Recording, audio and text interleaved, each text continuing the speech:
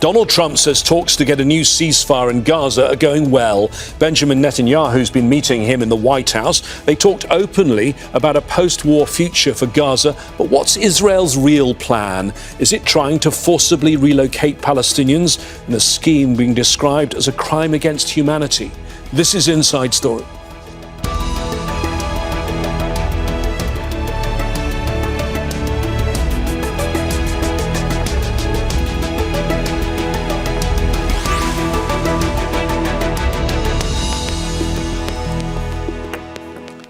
Hello again, I'm James Bays. Israeli Prime Minister Benjamin Netanyahu and the US President Donald Trump meet again. Their third meeting this year is taking place as ceasefire talks are ongoing in Doha. While the official discussion was held privately, what was talked about openly is post-war plans for Gaza that appear to include forcibly displacing Palestinians and Netanyahu's nomination of Trump for the Nobel Peace Prize. What are Israel and the US hoping to do with Gaza? How does this affect a possible ceasefire? And what were Netanyahu's political ambitions for this visit?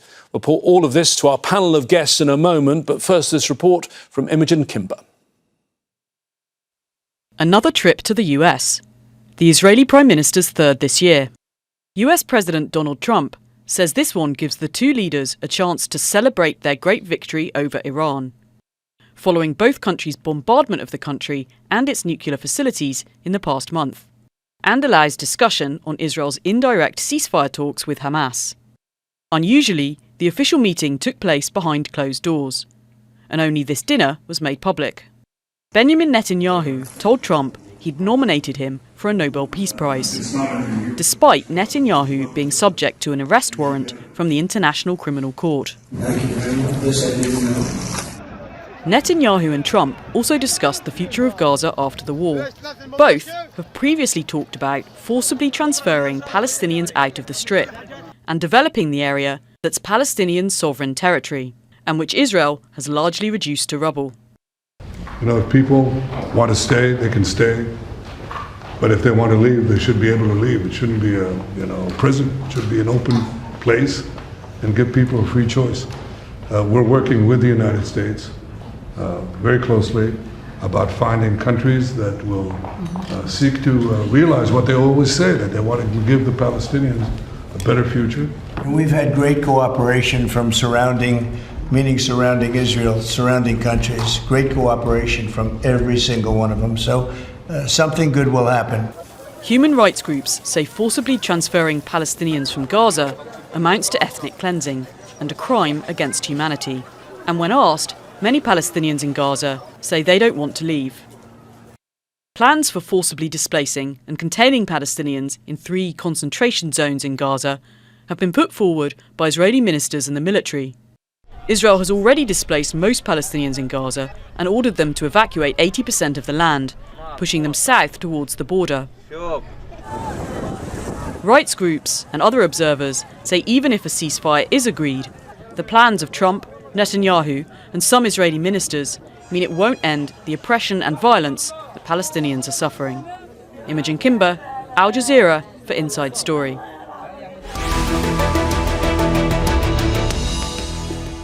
Time to discuss all of this with our panel of guests today. And we have in Washington, D.C., Curt, Executive Director at the American Conservative magazine. In London, Yossi Mekelberg is Senior Consulting Fellow at Chatham House. And in Ramallah, Xavier is political analyst and former advisor to the PLO's chief negotiator. Thank you, all three of you, for joining us. So, the third meeting of the Israeli Prime Minister and the US President since Trump returned to the White House. Worth reminding everyone, that is still less than 6 months that he's been in this job. Curt, let me ask you about these two men, because they are wary of each other. They've had their difficulties in the past. And obviously, in the last month, something very important's happened, which is the war that took place with Iran involving Israel, then later the US. How would you describe their relationship right now and the power dynamics between them? Yeah, I mean, I believe it's historically fair to say that it is a tempestuous relationship, that the president does not get along that much with Netanyahu. I'm not sure that's that unusual for most presidents of the United States, going way back to George H.W. Bush, who have found Netanyahu to be a bully and a braggart. But that being said, this is clearly the high watermark of Netanyahu getting his way with Trump's Washington. This is nothing quite like this. Even in January 2020, as has later been disclosed, after the Soleimani assassination, Trump was mad that Netanyahu wasn't involved or pulled out of the operation. Now they are lockstep, and to top it all off, Netanyahu appealed to the president's vanity by nominating him for the Nobel Peace Prize. It was quite a display. And as you correctly pointed out, this is somebody who is a world leader who has been to the White House now 3 times under 6 months. The sheer garishness of the U.S.-Israel relationship at the current moment was on full display. Yossi, there's something interesting that I learnt from those at the White House, the journalists there. Until the last minute, very unusually, this wasn't going to be filmed. Donald Trump likes all his meetings to be filmed. He has some of the meetings held very much in public. And the word was that he wanted to be firm with Netanyahu. And then, of course, they invited in the cameras at the end. Do you think that's right? Behind the scenes, Trump wants to be firm with Netanyahu. Is that the way you see it? Well, I hope so that this would be the case, but from the outcome of the meetings, we don't see much of this. There is no evidence of being firm. I think for the last few weeks we talked about reaching a ceasefire, and as we come closer to this meeting, none of it remained. So we're still talking about maybe 80–90% of the issue resolved, but we know always that in negotiation, the last few percent are the most crucial one to reach an agreement. And this is the case if either everything agreed or nothing is agreed. And Netanyahu plays to a large extent Trump, and the minute that flattery of nominating him to the Nobel Peace Prize, it probably took the sting some of what Trump wanted to say in this meeting. But we know about these are two characters that are transactional in their relationship with everyone and anyone. And at the same time, they believe their own image that they can transform the world, transform definitely the region. The question if they actually can do that, and how can they do that, but in a positive way. And what we heard by the end of the meeting about their vision, if we can call it a vision to Gaza, we should really worry all of us. Javier, let me ask you, both the other guests have talked about it. There's always, in one of these Trump meetings, a moment of theatre. The moment of theatre was Netanyahu. People who come to see Trump like to give gifts. They like to pull out props. And this time it was a letter to the Nobel Peace Prize Committee recommending Trump for a Nobel Peace Prize. I don't know what you make of my observation, which is Mr. Netanyahu could, of course, flown to Oslo and presented that letter himself. But if he'd done that, he'd have been arrested and sent to The Hague. And thank you, James. And we should also add that Mr. Netanyahu expelled the Norwegian diplomatic mission to Palestine when Norway a few months ago recognized the state of Palestine. But I think the American people should feel insulted that a wanted war criminal, an ICC wanted person, is nominating the President of the United States for a Nobel Peace Prize. This is not, of course, it's a joke, and they make a mockery of the whole prize. Now, I think what's more important, at least as seen from our region, is the fact that two leaders sat there and there was once again open talk about ethnic cleansing. And I think that's the most important element for Palestinians at this stage, in addition, of course, to the negation of the Palestinian right to self-determination.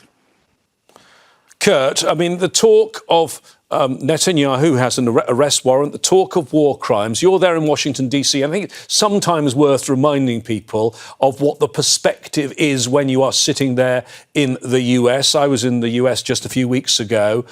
These sort of things aren't talked about. In fact, what's going on in Gaza doesn't get much play on the media, does it, there, very often? I mean, I think it's the Palestinian protest movement still remains the largest protest movement in the United States. I mean, you can walk outside into Washington, D.C. today and see people protesting for the Palestinian cause. So I kind of push back a little bit. But Curt, if you were to switch on NBC or CBS or ABC or Fox News, most days, despite the awful things that are going on in Gaza, they're not covering it, are they? Yeah. No, certainly not on Fox News, which might be the most relevant because that's what the president watches.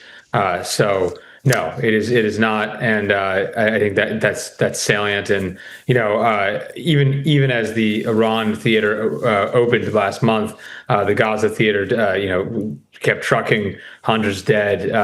Obviously a disgusting display of Israeli aggression. And no dispute there.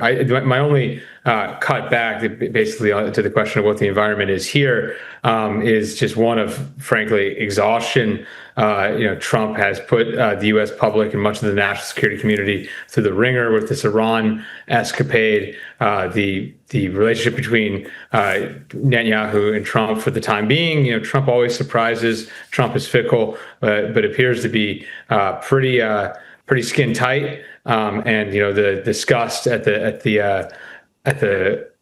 the nature of things right now, I think is sort of beneath the surface, not on the surface. And it's going to be a long summer. It's going to be a long presidential term. We'll see how it develops. I mean, I do remind your viewers, it was less than 60 days ago that Trump appeared in the Middle East, appeared in Saudi Arabia, delivered an entirely different speech, an entirely different tune, maligning neoconservatives, rightly maligning them, and appeared poised towards actually being a peace president.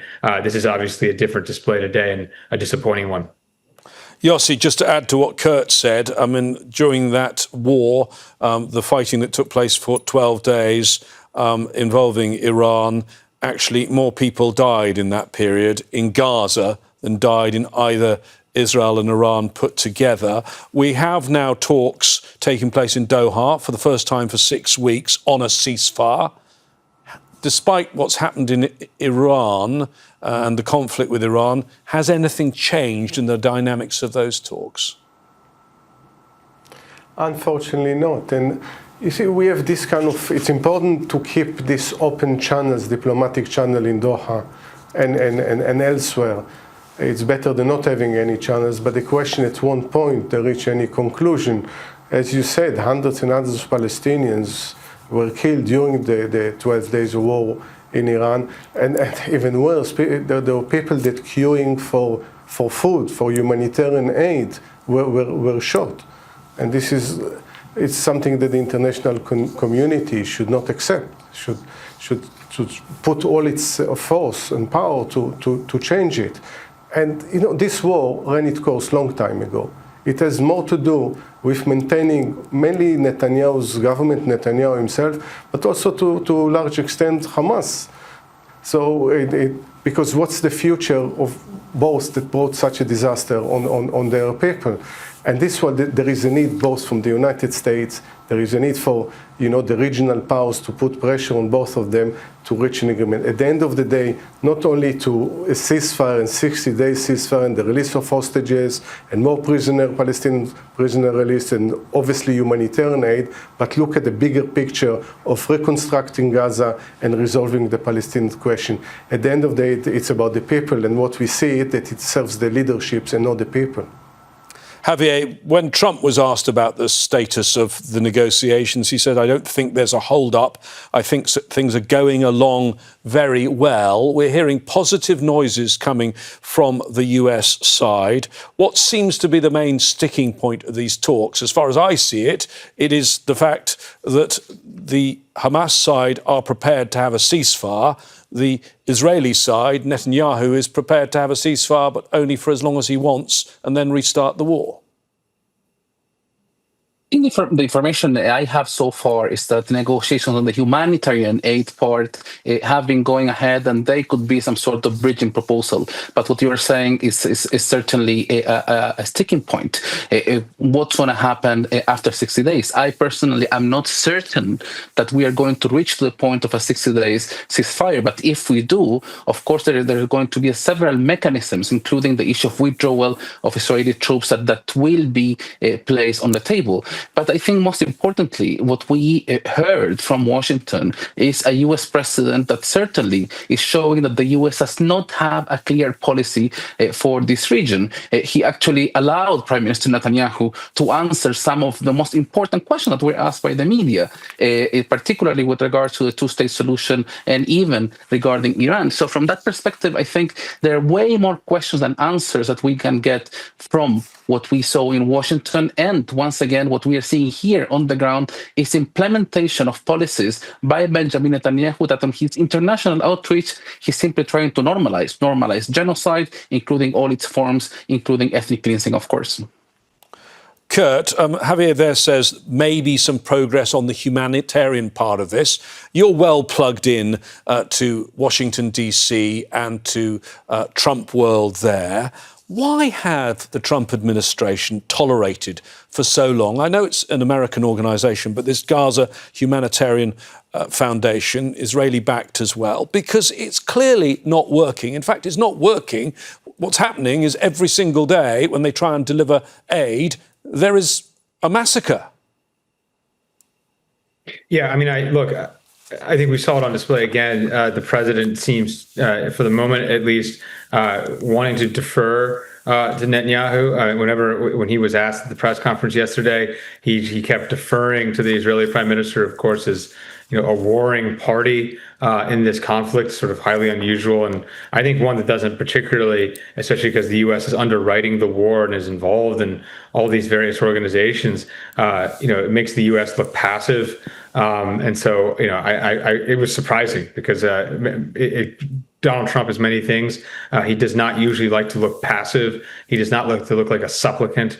And I think he left himself open to that kind of criticism yesterday. As to the Gaza, aid schemes, various plans for relocations, et cetera, those are sort of in the backdrop. I think we saw nothing conclusive yesterday. Netanyahu was sort of pitching this cut. If the Gazans want to stay, they can stay. If they want to leave, they can leave. That's a little bit different than all the other reports that we've heard about moving them to Libya or whatever. Again, I don't dispute the characterization of the program, the sort of casual discussions of what I think is, unfortunately, ethnic cleansing is not great for U.S. soft power and does not speak well of the administration. I didn't see any clear path forward for the amount of face time that Netanyahu is getting here in Washington. I'm still not seeing a plan to move these people for better or worse. And so in that sense, this issue remains highly unresolved. Yossi, do you think Netanyahu's political calculations have changed in the last month since the war with Iran? We've spoken in the past on this programme, and you and I have spoken about this many times, about how he needed to keep the war in Gaza going, to keep the right-wingers happy in his cabinet. Does he still need them? Does he have more political capital now? Could he even go for early elections now? You're right. This is a possibility. We saw already last week that Netanyahu is entering into campaign mode by visiting even the communities in the border with Gaza, that he hadn't done it since the beginning of the war, and some other signs of that. But he needs to arrive to the summer recess, the Knesset summer recess, when still the government is intact. Then he might call election. Still, opinion polls shows that the opposition doing better than the coalition parties, but probably by what happened with the war in Iran is in the best position to go and ask the people whether they want him for a seventh government. And it's very difficult to bet against Netanyahu, considering that he won so many elections. But if you see the public opinion polls, and also resentment when it comes to to the hostages, when it comes to people serving so many days in reserve, not drafting ultra-Orthodox, the economic impact, the social impact of that, he will take a very risky step by calling election. But in any way, elections are due not later than October of next year, so you have to make a quick decision what is the best time for him. Javier, let's talk now about what some in Israel really want. Netanyahu alluded to this when he was in the White House. Those in the cabinet call it voluntary emigration. But when you've been under bombardment for 21 months, when you've lost your home, when your family and friends have been killed, how can anything be voluntary? They're talking about people leaving Gaza. What do you make of what is being proposed? And do you agree with many lawyers who say that this is quite possibly a war crime? Certainly, James, and I think when Prime Minister Netanyahu talks about freedom of choice, it's not really freedom for people to choose, because if it was freedom to choose, 80% of Gazans, of people in Gaza, they are refugees originally from Israel. And according to UN Resolution 194, they have the right to return. So the first choice that they should be given is to return to their original homes in Jaffa and areas in the southern parts of what is now called Israel. Now, clearly, what Israel is pushing with the Netanyahu government, with very limited, if not no, domestic opposition, are dynamics of ethnic cleansing. Now, I think if we want to take the issue away from Gaza for a bit, let's say that they succeed in Gaza, pushing 100,000, 200, 500,000 people out of Gaza to the south, to Egypt. What's going to prevent them from pushing a few 100,000 people from the West Bank to Jordan? We already have over 50,000 people displaced from 3 refugee camps that are being destroyed as we speak now in the occupied West Bank. Over 50 rural Palestinian communities, including Bedouin communities, have been destroyed, ethnically cleansed in the West Bank, including around Ramallah, since October the 7th, 2023. This is an ongoing process in occupied East Jerusalem and also outside in the West Bank. So I think Prime Minister Netanyahu truly believes this is the moment for his strategic goals to be achieved, including a mass displacement of Palestinians. So, Curt, tell us in Washington, would the Trump administration push back against that? Because many would say it was Trump that gave Netanyahu the political space for this when he started talking about rebuilding Gaza as a resort and the Palestinians living elsewhere. Yeah, again, it's just hard to see what will happen, depending on any particular contingency. Pushing all of the residents of the West Bank into Jordan, which is already home to an enormous amount of refugees, which is already, to an extent, a U.S. protectorate. This is not the kind of thing that gets the U.S. out of the region. I mean, all of the whatever you think of the Trump administration's policies, they are somewhat self-constrained by the campaign logic they used in 2024, which is no more endless wars, the president as a peace president, et cetera, et cetera. Building developments in Gaza, which is, controlled by a militant group, it doesn't really strike me as the most straightest line towards towards peace. Moving, as my co-panelist said, moving people from the West Bank, from their homes into Jordan with U.S. backing doesn't strike me as getting us out of the region. We're ending endless wars. So yeah, it remains this hyper contradiction within Trumpism, because of course the Israeli state, particularly under this prime minister, is not a force for peace. It's a force for war, and it's a force for endless war. Yossi, there seem to be various plans floating around on the Israeli side. We've heard about the Boston Consulting Group and apparently members of the institute run by Tony Blair coming up with plans which seem to chime a bit with Trump's resort plan.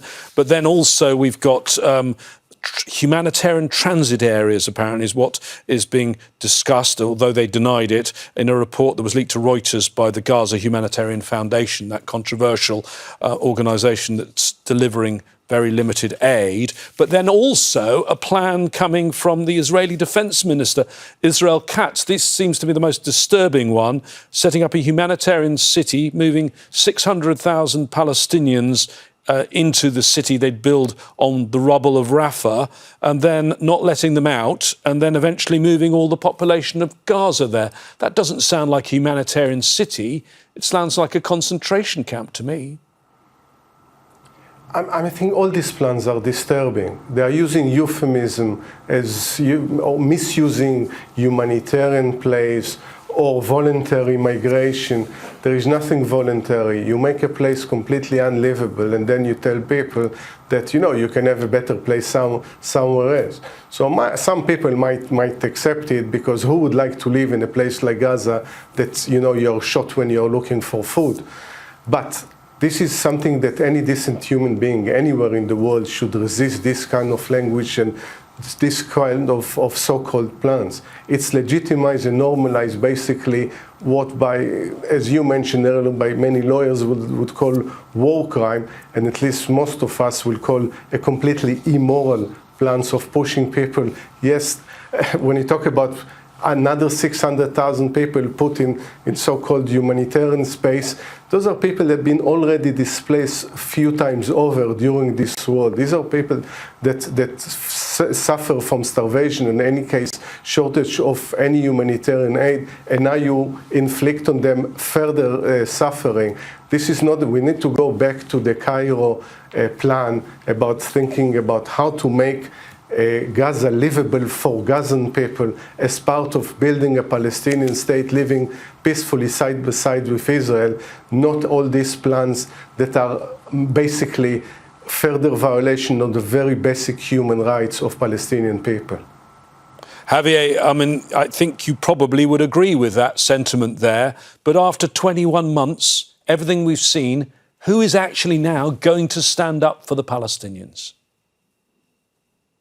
It's a very tough question, and definitely there is an internal Palestinian issue that has to be resolved as well. And many people, of course, have called here for elections, and there is already a struggle in order to allow the PA to survive. Remember that the Israeli government is strangling the Palestinian Authority, not just economically. PA employees are receiving just 30%, 35% of their salaries, and the PA is the main employer in all of the occupied Palestinian territory. We see worldwide the European Union is at its worst position on Palestine. Mrs. Callas and von der Leyen are largely seen as being fully on the Israeli side. We all witness what happened with President Trump, and other world powers are not really willing to stand in. I think that there are some important developments, though. If you look at Ireland, at Brazil, at Chile, at Colombia, some legislation with regards to banning settlement products. But what's more urgent at this moment, which is to end the genocide, clearly is off the table for the main powers. Thank you very much, Javier, and thank you very much to our guests today, Curt Mills, Yossi Mekelberg, and Javier Abu Eid. Stay tuned to Al Jazeera for more on this story from the talks in Doha, as well as the latest from our teams reporting in Gaza. Remember, you'll find more context and analysis on aljazeera.com. We want to hear from you too. Post on our Facebook page, that's facebook.com/AJ Inside Story, or find us on X, where we are at AJ Inside Story. From me, James Bays, and the team here, please stay safe and well. Bye-bye for now.